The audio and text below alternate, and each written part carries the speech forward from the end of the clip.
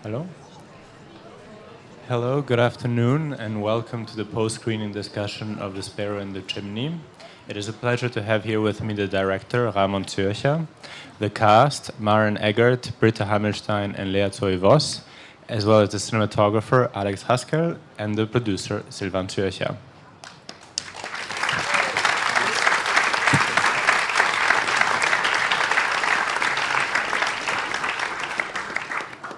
Just for your information, the discussion will take place in English. If you need translation, there are headphones at the back. La discussione avrà luogo in inglese, quindi se qualcuno ha bisogno della traduzione in italiano, il y a aussi une traduction en français, il y a des écouteurs derrière. Merci. To start us off, Ramon and Sylvain, I would like to address an irony in your work, because you've now made 3 features. They all feature families with very discordant relationships. In the case of The Sparrow in the Chimney, I would even say antagonist relationships. And yet, you two are brothers, and evidently you work very well together. Yes, actually, we really work very good together, but it's from film to film different. We always have to figure out what are the new roles or the centers, or because the second film there we co-wrote the script and we were co-director, and here the third film, the Sparrow in the Chimney, I wrote the book and was the director, and Sylvain classically produced it. But of course, it's often very good that we're so close, so that we can speak about everything, and I can also ask what he thinks about artistic questions, and he can ask about organization questions. So it's like equality and a richness of our work, of our collaboration. But there are also many conflicts that get very explicit. So I think in collaborations with non-family members, conflicts would never get that far. So in a way, as also in The Sparrow in the Chimney, conflicts get quite outspoken.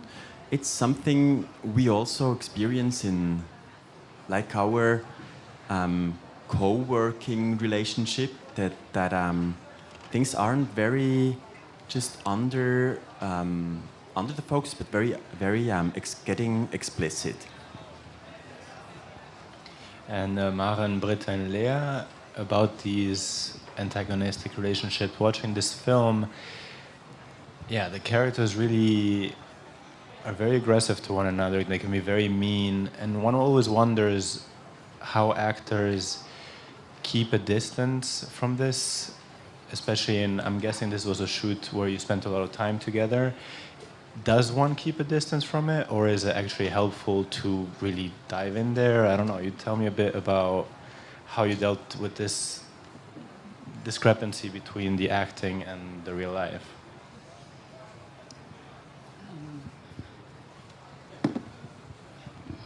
Yeah, for me, of course, I must really say I had problems doing with the younger children, and we discussed it a lot and before shooting, because I don't know, I had really problems to get physical with them. Of course, it wasn't like I was really, I mean, of course, obviously, but I don't know, there's something inside me that said, no, you can't do it, not even in a film. So we worked on that a while, and the children were, I mean, they were saying like, oh, I have no problem at all, what are you talking about? So they were really cool with it, but yeah, for me that was kind of hard, yeah. Yeah, we're not hating each other. Definitely not. We were like a very good group.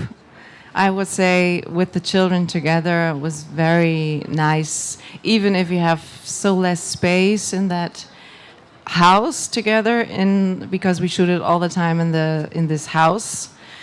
We knew every room, and the kitchen was the center, and we had to share that room all the time, and we had to share the camera all the time because they work very static camera, and not everybody is fitting in.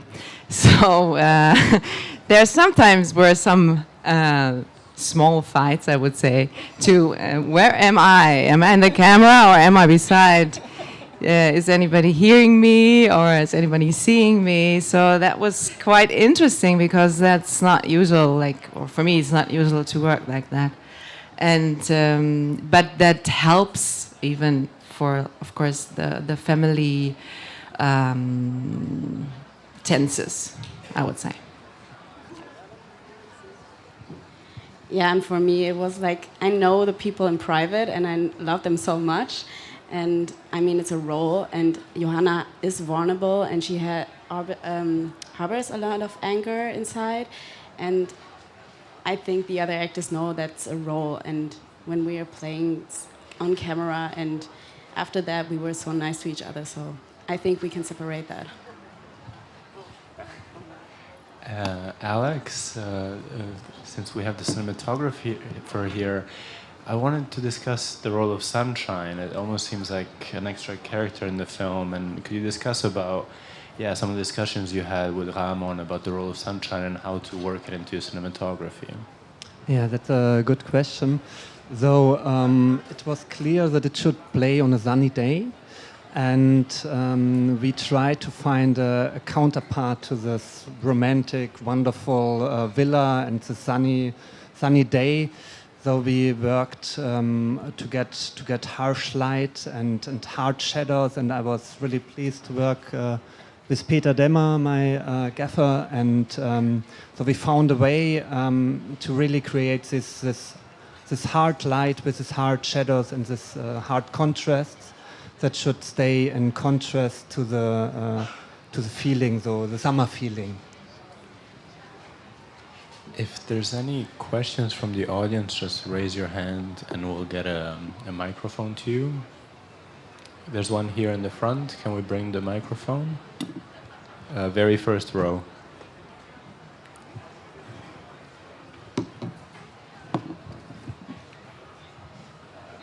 Here. It could be. Hello. So like that, okay. Excuse me. It was wonderful movie. From the start until the finish, in every aspect. Camera, music, the actors, and it was the story you told. You have written the story? Okay. That is what the Tolstoy says. The happy family at the start of his famous book, Anna Karenina. The happy family, the story is boring. Only the unhappy family have interesting stories. And you remember me with many old literature of Russian in this movie, actually. It was earlier. One question I had, two questions. Where are the men? Where are the men? Yes, here. Why they are absent? That is not good. I asked the same question from a Japanese crew. All men and the women were not there. They said, oh, they didn't have time. So the men belong to this group also. Okay? Actually, it's maybe I can answer. We were limited in number, so we had to choose. Is that? And it is. It's actually like we're 6 person now. You're talking about our presence here right now. Yes, No? I am talking about this gentleman who played the role in your movie. And actually, he's behind you, but not here on the couch. He could join us. There. But if you'd like to ask him something, they're also very much. Okay, the second question is, it was a really 3 generations of conflict in a family might happen. But it is something in the background like a hate. Hate was governing the whole story. Why? How it comes? Because we have many happy family also in the world. So the question was, I don't know if I understood it right, that there was so much hatred. Yes. What is the source or the origin of that hatred? Where did it came from? In the family, yes. In that family. Or family generally. Sylvan, you wanted Or to... actually, why didn't you portray a happy family? No. But actually you answered it. No. They are not so interesting. But No. I mean, why, how it comes, that only, that was, okay, at the end you turned around something that was really very well done. Because with the fire burning, fire cleans everything.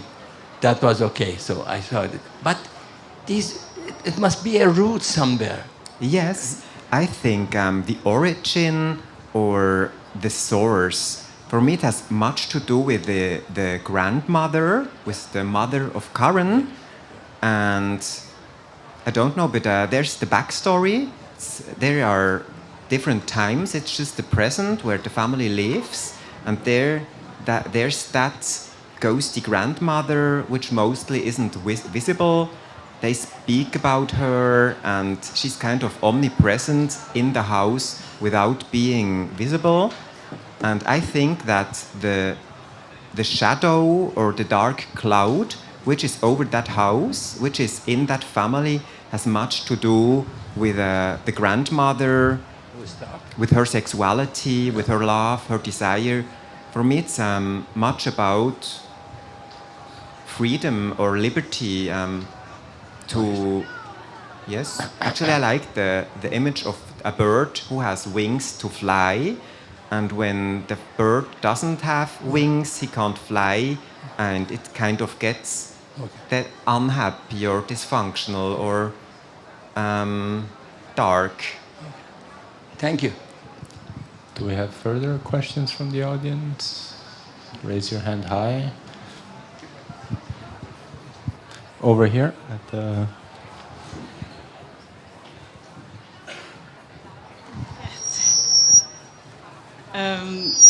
Thank you for the movie. It was quite strong and a little disturbing.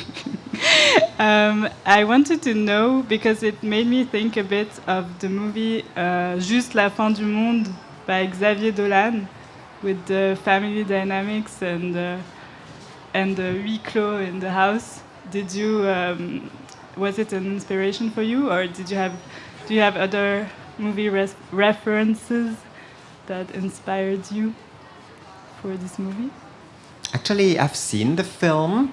I wouldn't say that it was a conscious inspiration, but I kind of liked that outspoken conflicts, and that it was the conflicts were kind of designed, so it's like a rhythm or a path of the conflicts. Sometimes it's tenser, sometimes it's slower or less tense.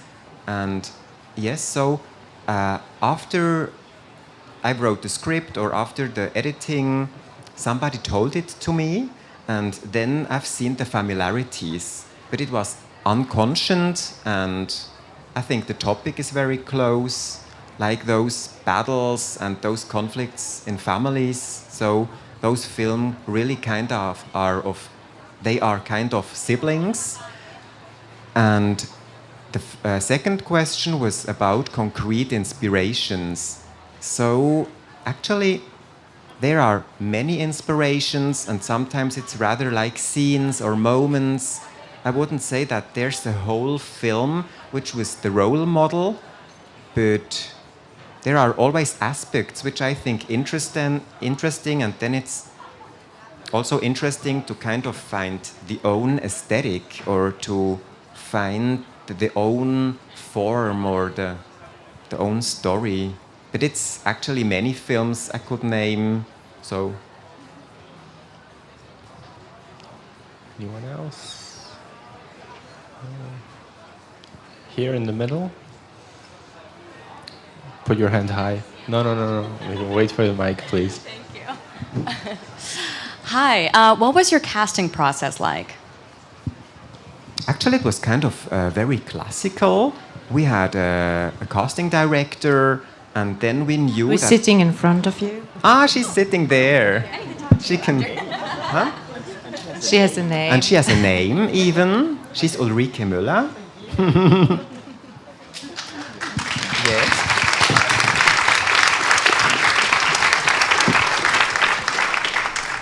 And so we first looked which roles, which characters are the most important, and so we tried to build that family, beginning or starting with the center or the heart. And so we started with Karen and Jule to have those combination castings, and then we were looking for the children and the husbands.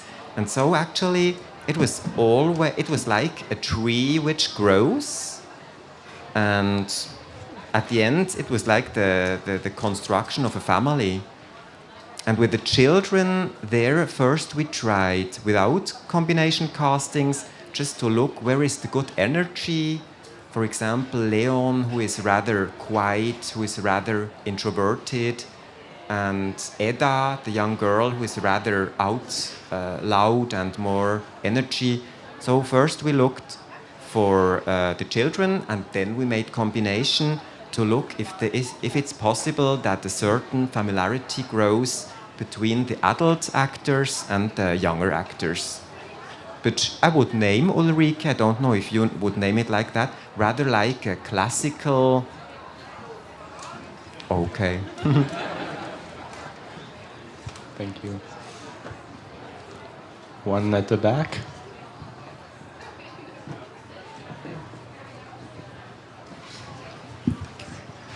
Thank you. So I really want to know, there's a lot of metaphors you mentioned in this film. So I wonder, like fireflies, the house itself, the wildfire, and also this deep ocean animals. So I really want to know which one of them you would say the most important one that can represent this twisted family relationships through generations. Thank you. I don't know if I understood it right, but you said that there are many metaphors in the film. Which is the most important metaphor for me? For the film, I mean, for the film. Which one can represent this work, this film, this relationship? Maybe I would say that it's really the sparrow in the chimney, because the bird is an animal which can fly, which is close to freedom and liberty, and a chimney is rather a small place which limits the bird, and it's kind of a prison. And what I also like at the chimney, that it's a place where could be or sometimes is fire, and fire is something which is very destructive, which destroys wood and transforms it in something different, like in ashes or smoke. So I kind of like that it's possible that destruction and construction is there, like the phoenix which rises out of the ashes. So I would choose this metaphor. Other questions? Here in the front, to the side. Where's the mic? Qui davanti. Scusa.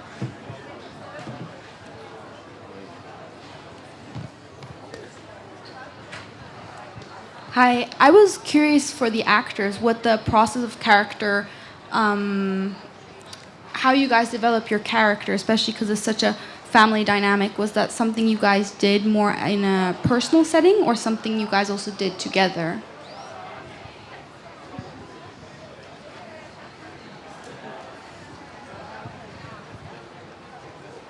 Yeah, it depends. I mean, Britta and I, we worked a lot. I would say we talked a lot about the sisters because we had the feeling like they were the center of the things happening as the parents are dead. So, and they are the ones who grew up in the house.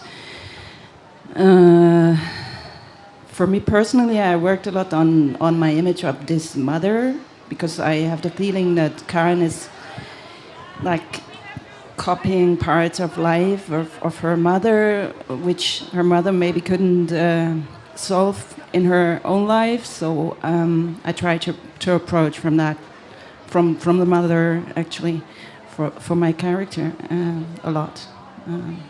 What did you do? You want more? Okay.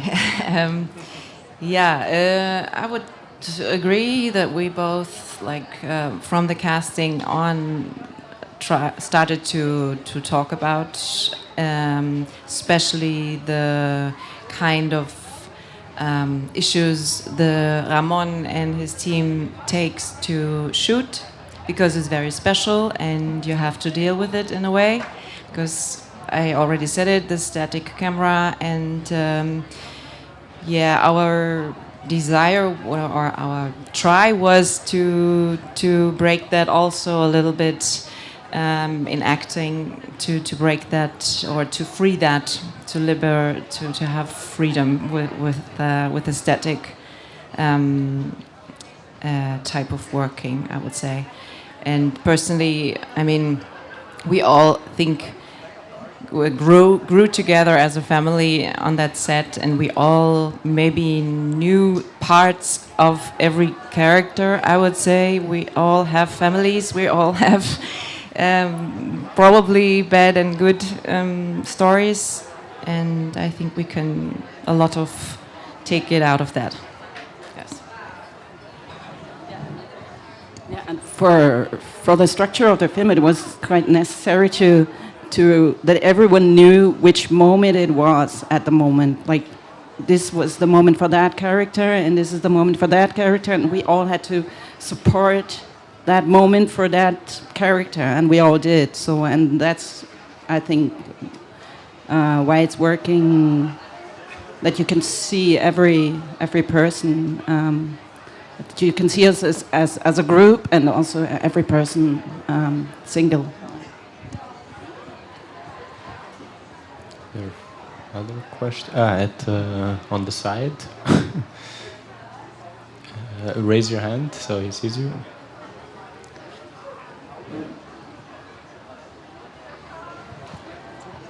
Hi, thank you a lot for the film. I loved it a lot.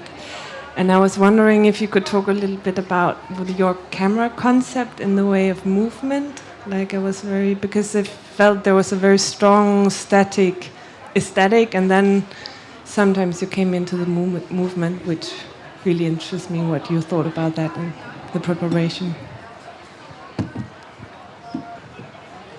Yeah, thank you for the question.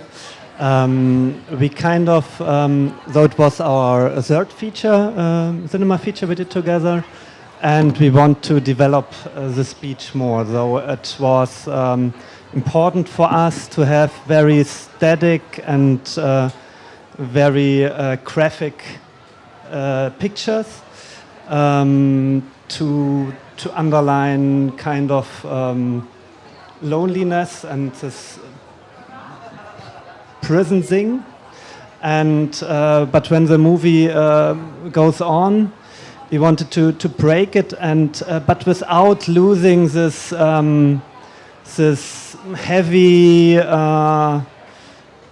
heavy camera meshing. So there should not be a light observer of the scene, and so the camera has to be very, very strong and physical in a way of like a meshing do, and that's why we also work with a lot of what's happening in the off, and not only the things in front of the camera. And there's also the decision to what we used is to move the camera up and down, so to not lose the strength and the vertical lines, so there's no panning up and down, and so to have this, but still have a bit of a movement there, and always be on an eye level with the actors, and and it developed so on the second day, and of course in the night there's the most movement, and it breaks down, and there's more freedom in the camera work, but still this kind of that you don't feel too well.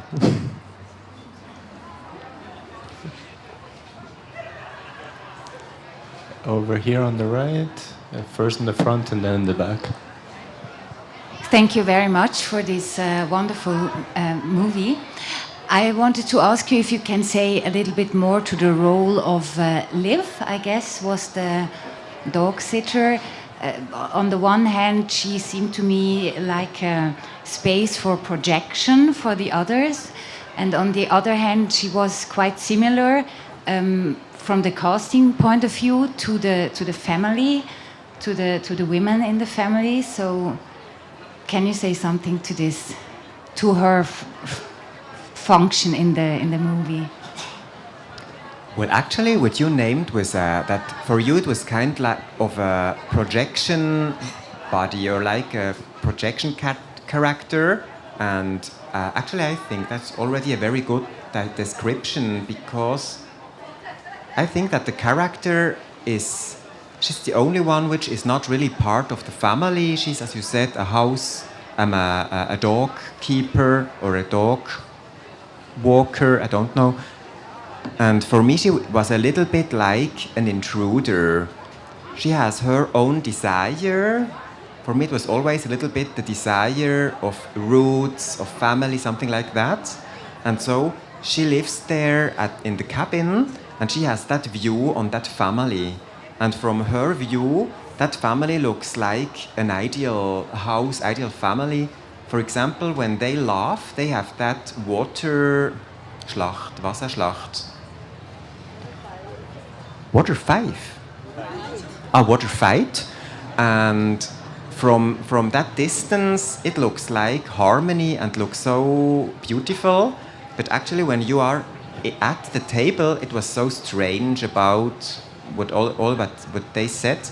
But from the distance, she kind of has desire of being part of that family. And I think that's one important aspect for Liv, having that desire.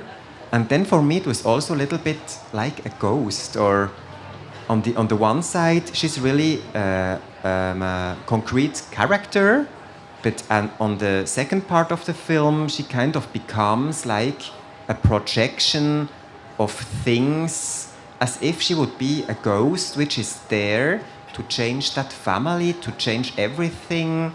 And then she goes, like there are those funny films where a nanny comes and heals a family and then the nanny goes away. Do you know those funny Mary Poppins, or like? It had a little bit also that aspect, Mrs. Doubtfire.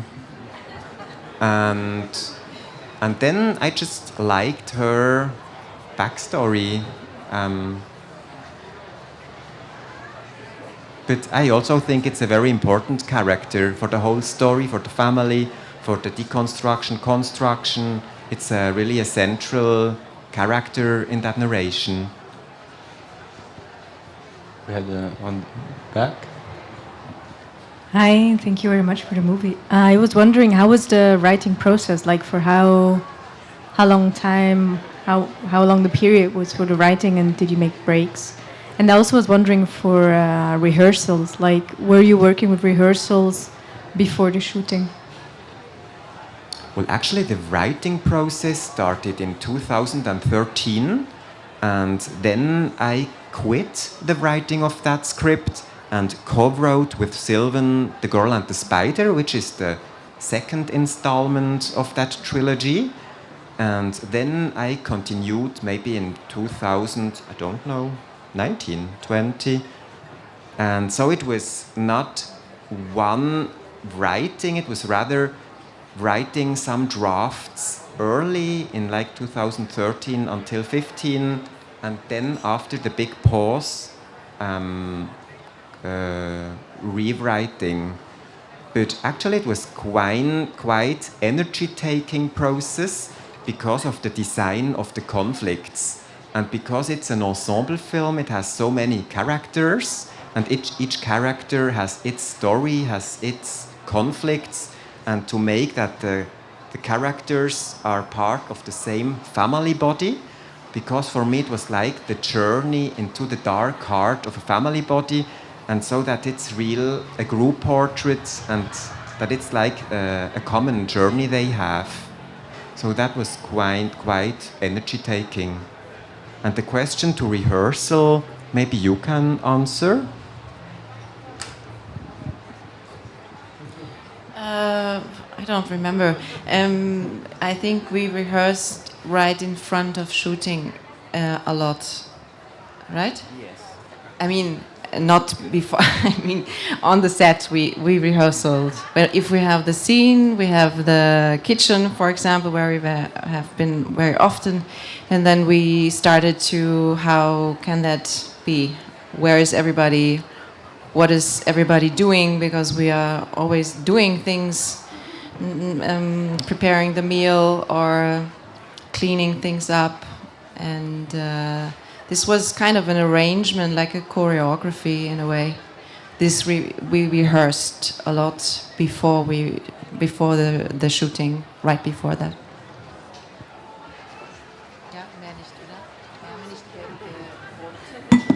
Over here. Hello, hi, thank you for the beautiful film. I have a question here. I want to ask if you can talk more about the animals in the film.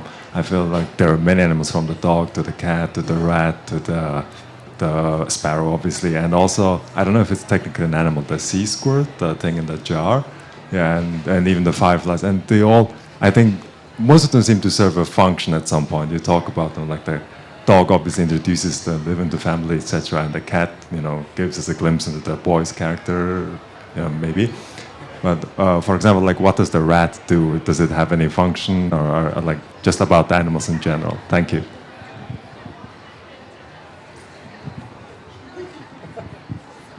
Actually, the animals. Well, actually, that idea started when I wrote The Strange Little Cat, Sylvan then the Sparrow, the Girl and the Spider, and me then the Sparrow in the Chimney. And during that process, we kind of found out those similarities, so that those three films are kind of siblings. And for us, we named and labeled that trilogy the Animal Trilogy. And actually, we kind of like that the first film, that there's the cat, which was once a wild animal, but then was domesticated, and it kind of fit very well for us in that film.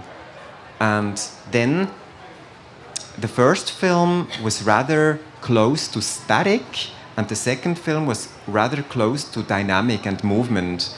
And we formally designed those three films in that spectre of static and movement. And the third installment is closer to a freer space, that the static prison is destructed, and that there's like a strange form of utopia, that the prison, I'm a little bit abstract, but maybe you feel something. And then it was important that the animals in the third installment, in the sparrow, are animals which fly, like the fireflies, the butterflies, the sparrows, because those are animals which are not... the chickens, that's true. Because those are all animals which are not only on the floor, but which make also, which they also fly. And that was so important. And also, I like the center of the film is not the animals, it's the human beings, the characters and their interactions. Actually, the psychological space. For me, it's like an inner space of that family, like a psychological realm.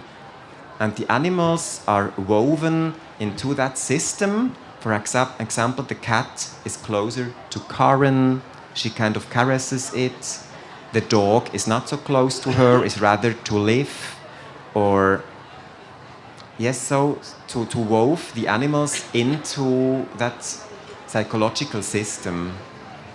And actually for us also objects are very important, and also animals, and also human beings, characters, just to highlight them, because in normal or usual stories the human beings are highlighted and everything else like animals or objects often are low-lighted, and I kind of like to put on a podest things which are in the shadow, to highlight something which mostly is low-lighted. And animals are just so great, and just why not Even woven rats. them into, and even birds. Even rats. Even also. rats. But rats are only allowed when the children are there, no? If Karen would be there, the rat wouldn't be there, I think. We have time for one or two more questions if someone wants to join the discussion.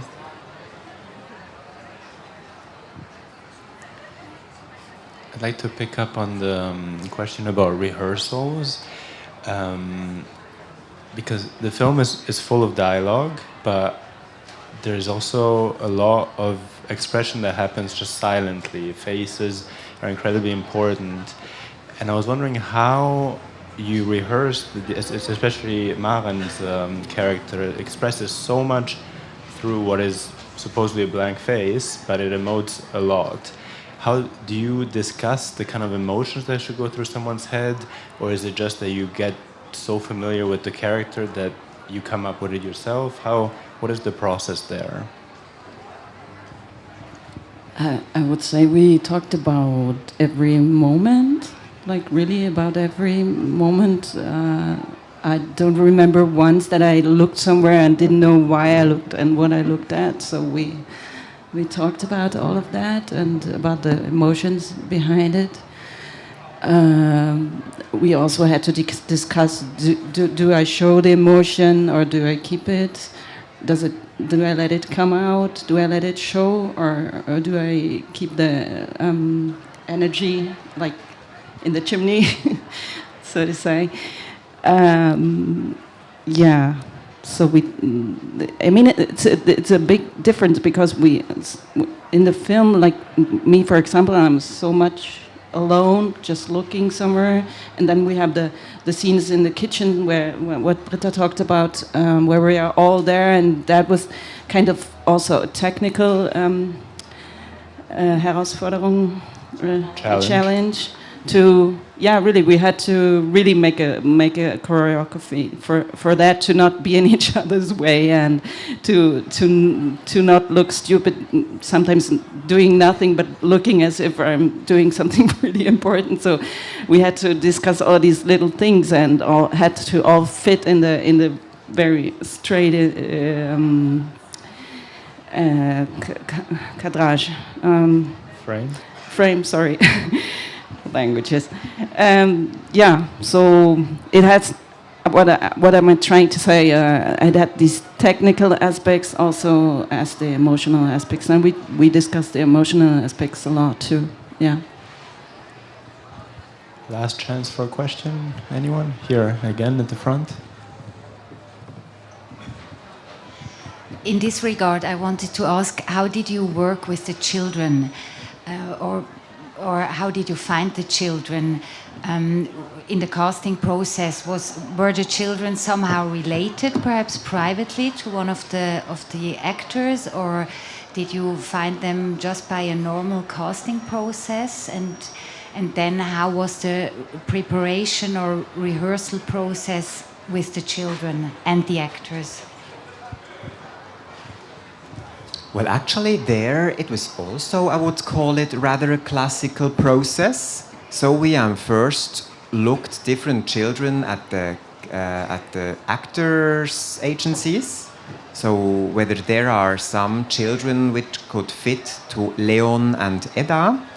And then we made classical casting tapes.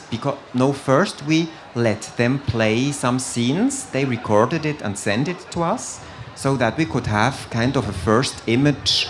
How would Leon be with that child? How would Edda be with that girl? So we kind of let them do some material just to know them. And then we made castings, physical castings, where they played certain scenes. And then we met all in Bern. When we found them, we met in Bern to just rehearse some scenes to look if it really works. But of the children, no one knew each other. So, and on set we had a children, not coach, but somebody who cared always about the children. And yes, I think the most important thing is always to find children which naturally fit to the energy of the written child, because it's strange to change a child to a character. Just the material or the nature, the expression, everything, the voice, the eyes, just everything should fit to the character, and then that actor child will be the character, and then it would be changed. Well, yes, it just have to be also like a natural talent. All right. Well, thank you all for discussing your wonderful film with us, and thank you all for coming.